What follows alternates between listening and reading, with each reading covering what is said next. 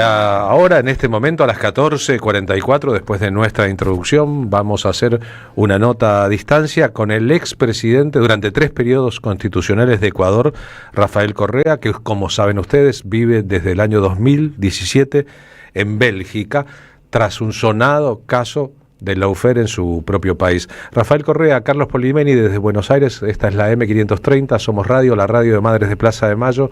Gracias por atendernos. Gracias a ustedes, Carlos, y un abrazo a la madre de la Plaza de Mayo, a toda Argentina.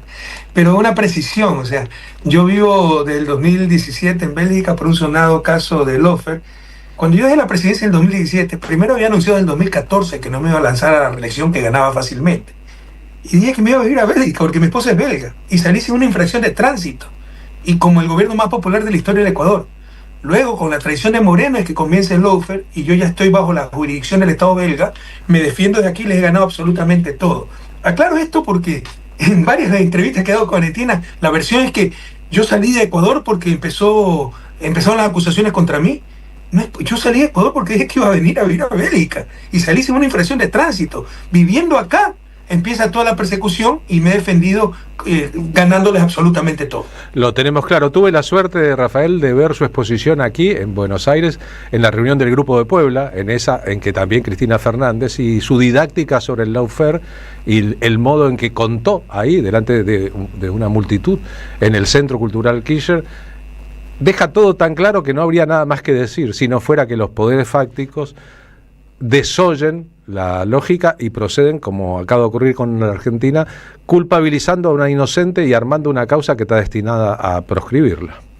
No es solo que actúan impunemente, actúan ya descaradamente, sin vergüenza alguna, no les importa. O sea, si algo hemos aprendido progresista, porque eso hemos sido muy ingenuos, es que esta gente no tiene ninguna lealtad democrática, lealtad a principios, a derechos humanos. Se pasan hablando de eso cuando son oposición, que los derechos, la democracia, la libertad, y somos los tiranos nosotros.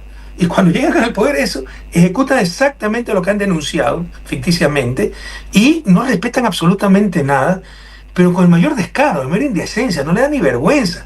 No le da ni vergüenza inventarse un caso contra Cristina donde no hay delito, no hay prueba, no hay justicia. No le da ni vergüenza condenar a un expresidente por influjo psíquico, porque así, por ello me condenaron a mí. O influjo psíquico puede condenar hasta al Papa, porque el Papa influyó psíquicamente sobre un grupo de cristianos que robaron. Entonces, ya les digo, han perdido hasta la vergüenza, se sienten impunes. No tenemos la menor duda al respecto, sabemos que hubo fraude en las últimas elecciones en su país, en Ecuador. Me gustaría que amplíe un poquito más eso que acaba usted de pronunciar como la inocencia de los progresismos. ¿Cuáles son las inocencias? Yo fui muy ingenuo. Yo creía que después de hacer profundas transformaciones en Ecuador durante 10 años, de sacar una base militar estadounidense del suelo patrio, creo que es el único caso en América Latina, de darle asilo a Julian Assange, los gringos, la CIA, la oligarquía ecuatoriana, sus medios de comunicación, me iban a dejar en paz. Claro, también está de por medio, eso fue el factor desequilibrante, la traición de Moreno, que no la esperábamos, porque lo único que tiene la izquierda para defenderse es poder político. O el nombre, no tenemos poder mediático, no tenemos poder económico, no tenemos poder militar, no tenemos poder religioso, no tenemos poderes extranjeros, embajadas, etcétera. Cuando perdemos eso, nos quedamos sin nada. Entonces ha sido realmente algo unilateral, criminal, estos 8 años, pura persecución, pura destrucción.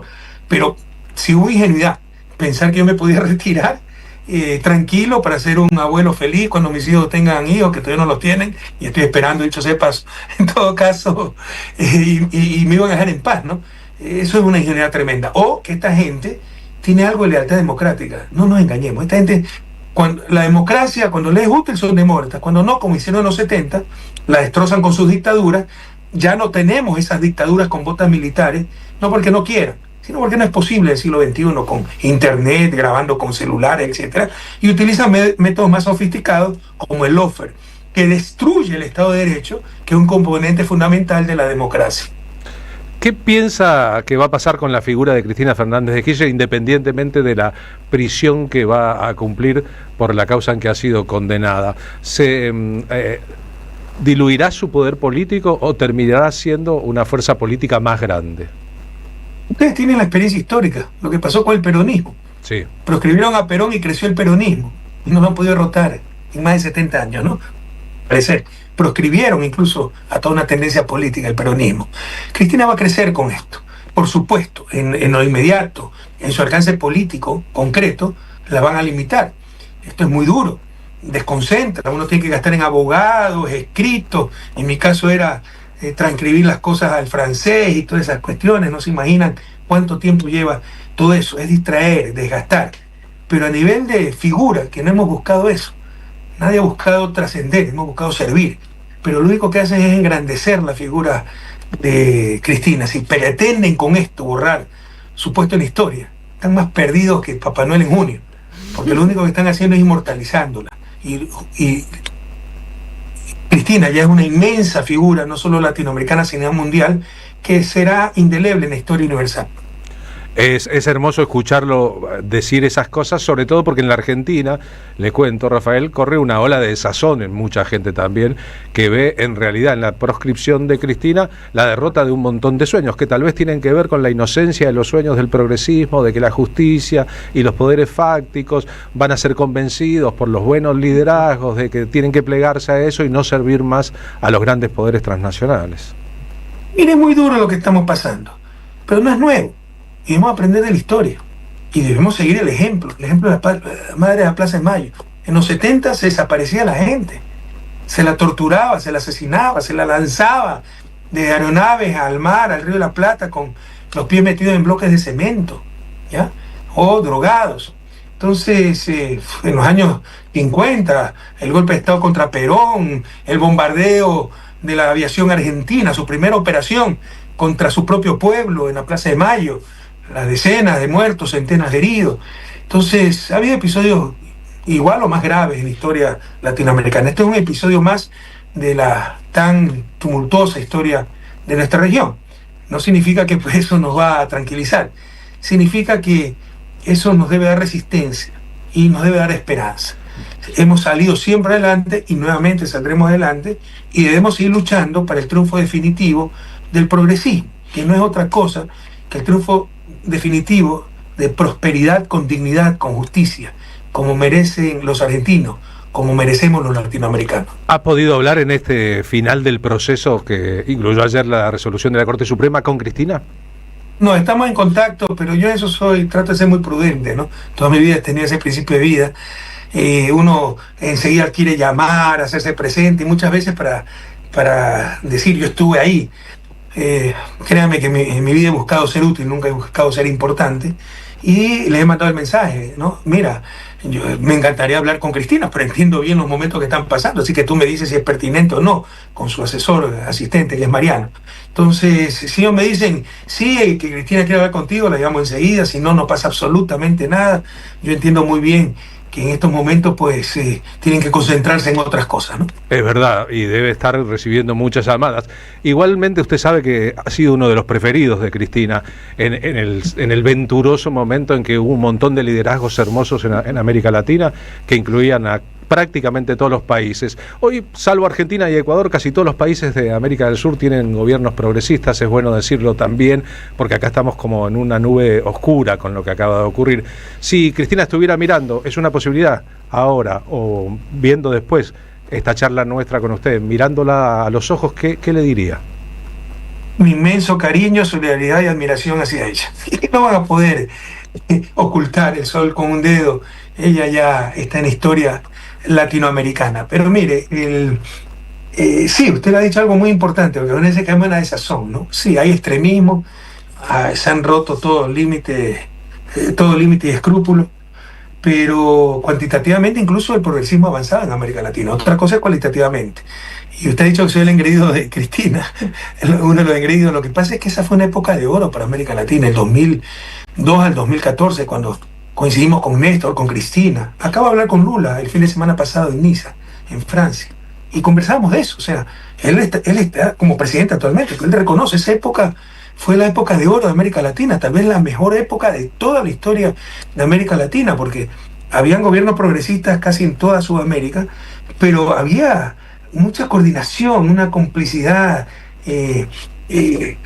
implícita, teníamos nuestras diferencias, etcétera, pero confiamos el uno en el otro, confiamos mutuamente, actuamos como equipo y logramos que América Latina, cuando el mundo decrecía, que América Latina crecía, disminución de pobreza, disminución de desigualdad, presencia latinoamericana en el mundo, integración latinoamericana. Entonces fue realmente una época de oro. Yo creo que eso es lo que añora Cristina, más que si tiene preferencia con algún dirigente o el otro, es que fue una época de oro y Cristina participó en esos años dorados para América Latina. Rafael, buenas tardes. Marina Glesser te saluda. ¿Cómo andás? Sobreviviendo, que es bastante en estos tiempos. Bueno, me alegra que esté sobreviviendo. Hay que tratar de sobrevivir con alegría y con esperanza. Es un poco más difícil, pero lo intentamos día a día. Me empuja y me contagia tu fuerza, Rafael. Ayer estaba Luisa González para ver a Cristina en el partido, hasta donde tengo entendido. No sé si llegaron a encontrarse. Sí, Luisa está en una conferencia de comunicación política en Buenos Aires. Qué bueno si puede ver a Cristina. Entiendo que Ecuador empuja para liberarse, ¿no?, de este yugo que está pisando fuerte Latinoamérica sobre intereses. Bueno, el problema es que el 13 de abril nos robaron las elecciones, fue escandaloso. Y antes, durante y después de las elecciones, o sea, antes rompimiento de todas las normas, la ley de elecciones, eliminó a su contrincante de la misma tendencia, porque si no, no pasaba ni a la segunda vuelta Noboa. Y si hubiera hecho la 10ª parte de eso, hubiesen llamado a los cascos azules de la ONU. Si en Venezuela hubiera ocurrido la 3ª parte de eso, no reconocerían las elecciones. Pero como es la derecha contra Correa, no pasa nada. No. Pero aún así perdieron. El 13 de abril fue un fraude horroroso. No quisieron abrir una sola urna, porque saben que si inspeccionamos los votos, demostraremos el fraude. No abrieron una sola urna. Nos dejaron en total indefensión y el mundo no dice nada, ¿no? De cara a que el mundo no dice nada y hay unos silencios bastante cómplices con respecto a determinadas injusticias muy grandes, acá en Argentina la estamos viviendo, siento un poco de que esa añorada patria grande a la que referías, que Néstor Kirchner hizo tanto, que Cristina fue también una actriz protagonista de su unión, de esa complicidad, de ese sueño dorado, ¿no crees que ahora falta un poco de ese compañerismo, de esa hermandad entre los países que sí están siendo presididos por gobiernos progresistas o que tienen un sueño de hermandad latinoamericana? Te lo decía, cuantitativamente incluso el progresismo ha avanzado. Nunca hemos tenido las 3 principales economías en manos del progresismo, ¿no? Que son, al principio sí no la tuvimos. México, Brasil, México y Colombia, que es la tercera. Claro. En un momento dado tuvimos 5 de 5, porque sí, seguía Argentina y Chile. Sí. ¿No? Ya se perdió Argentina, pero tenemos 4 de 5. Eso nunca ha ocurrido. Otra cosa es ya el grado de intensidad, la coherencia y la coordinación, ¿no? Yo sí creo que falta mucho en eso. Ustedes pueden ver a un Boric.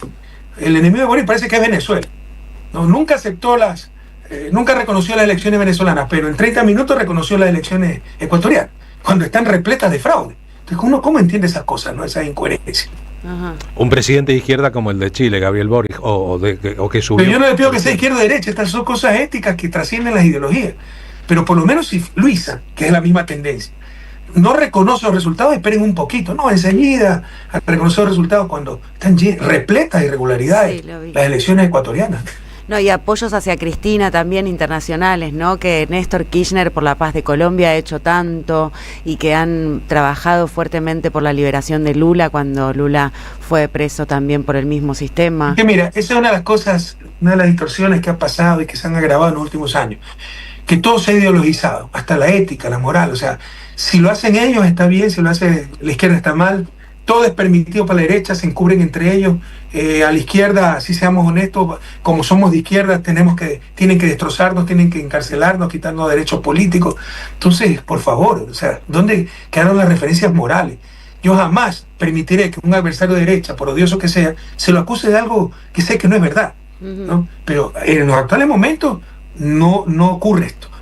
Se ha perdido cualquier referencia moral y todo se justifica si es mi adversario político, destrozar a mi adversario político por todos los medios. Y eso es terrible. Bien, hemos dado una vueltita por una realidad hermosa, por otra realidad triste. A esta altura, digamos, y tomando en cuenta las inocencias de los progresismos, que es bueno para reflexionar. Ingenuidad. La ingenuidad. No de los progresismos, el progresismo ecuatoriano, mi ingenuidad particularmente, ¿no? ¿Qué cree usted que es ser de izquierda ahora en América Latina en el año 2025? Es fácil, ¿no? Buscar la justicia social, el ser humano sobre el capital, la importancia de la acción colectiva. Hablar de productividad, de eficiencia, que son palabras que no le gustan mucho a la izquierda, pero son necesarias para la prosperidad, porque necesitamos prosperidad en América Latina, necesitamos crecimiento económico, pero no cualquier crecimiento económico, pro pobre, con dignidad, con justicia, ¿no? Eso es ser de izquierda en el siglo XXI en América Latina. Rafael, gracias por haber charlado con nosotros desde Bélgica. ¿Está en su casa, en su escritorio ahora? Sí, estoy en mi despacho, tengo un cuarto habilitado como despacho. Aquí no tengo secretaria, no tengo asistente, así que tengo que hacer de todo. Bien, nos alegramos entonces de que haga de todo y que haga tantas cosas bien. Un abrazo grande y fraternal desde Buenos Aires. No la hago bien, ese es el problema, siempre me confundo con los horarios. Buena hora que no confundí esta entrevista. Pero bueno, gracias, un inmenso Rafael. abrazo. Ha sido bueno para Un inmenso nosotros. abrazo a Argentina y a nuestra querida Cristina Fernández Kirchner, todo mi cariño, admiración y solidaridad ante esta nuevo ataque, ante esta nueva miseria humana. Volveremos. ¿Okay? Un abrazo, cuídense. Un abrazo, ¿no? Bien. Ustedes escucharon a Rafael Correa, fue 3 veces distintas, en 3 periodos consecutivos, presidente de Ecuador. Le inventaron una causa, inventaron un hecho de corrupción por su acción psicológica sobre otra persona para apartarlo de la escena. Vive, como él contó, en Bélgica, su esposa es belga, y entre otras cosas, saben que fue la embajada ecuatoriana en Londres la que mantuvo en asilo político a Julian Assange durante tanto tiempo mientras los imperios lo perseguían, y saben que cuando salió de la presidencia Rafael Correa, el siguiente presidente permitió que Julian Assange fuera atrapado. A veces cuando pensamos el lugar que ocupan los líderes y los liderazgos, no solo en el continente, sino en el mundo, lo funcionales que son algunos y lo colonizados que son otros, como el presidente Javier Milei, que cree, por ejemplo, que no existe la justicia social. Recién Correa acaba de decir que es ser de izquierda, primero creer en la justicia social. Bueno, Milei dice que la justicia social no existe, que es una estafa, y entonces está claro la diferencia que hay entre los unos y los otros. Auspician La Tarde con Carlos Polimeni. El destino de tus vacaciones